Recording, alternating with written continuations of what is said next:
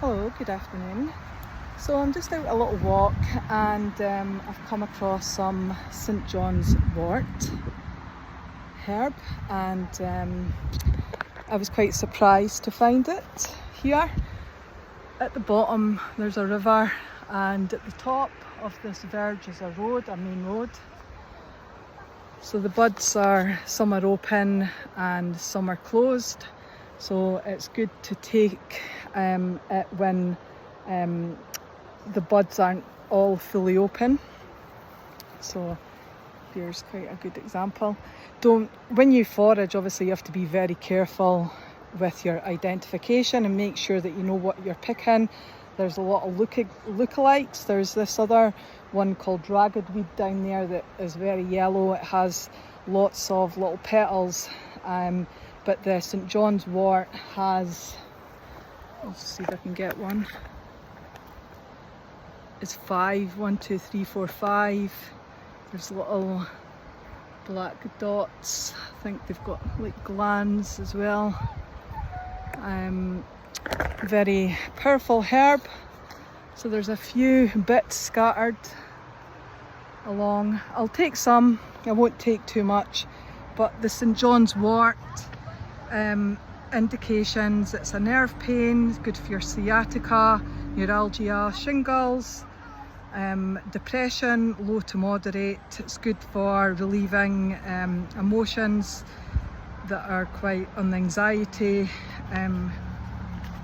scale, nervousness, low mood sort of thing. It's very good for wound healing, burns, or after sort of post-surgery. It's good for PMS symptoms, viral infections, cold sores, menopausal symptoms, and relieves inflammation. So there's different ways to take this. It's always best in its dry, in its fresh form.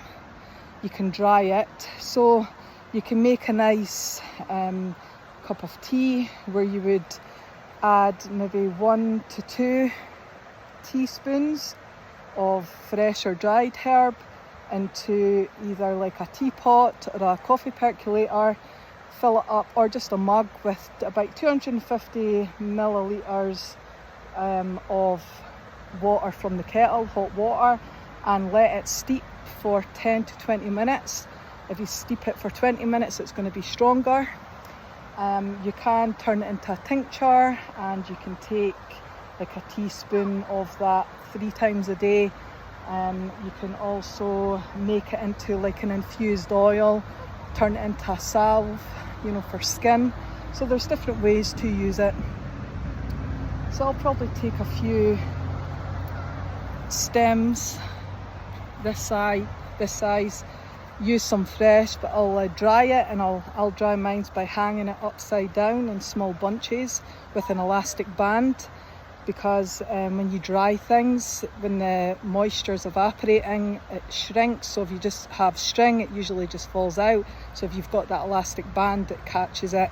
And then I'll put like a wee bit of string attached through the elastic band and hang it. And I'll do this. I've got like a pantry, and I'll take, it's hard to tell how long it'll take depending on your weather. It could be ready as little as a couple of days or longer.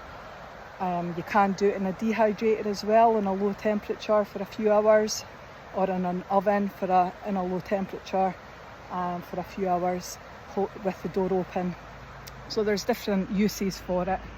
But it's just a beautiful tea, blended lovely with lemon balm as well. It goes really well with lemon balm. So have a look when you're out and about and see what medicinal herbs you come across. And just have a little app. I have an app that's an ID, so I'll use various apps to check it. I've got my books, and I'll look for little distinguishing marks. Check the petals, the leaves, the colours. This has a reddy tinge as well when you work with it. So there we go. I've got some valerian flowers and root that I found as well, that I foraged. And there's goldenrod as well that I got the other day. So I'll just have a wee look around again today and see what's about. Have a good day. Bye.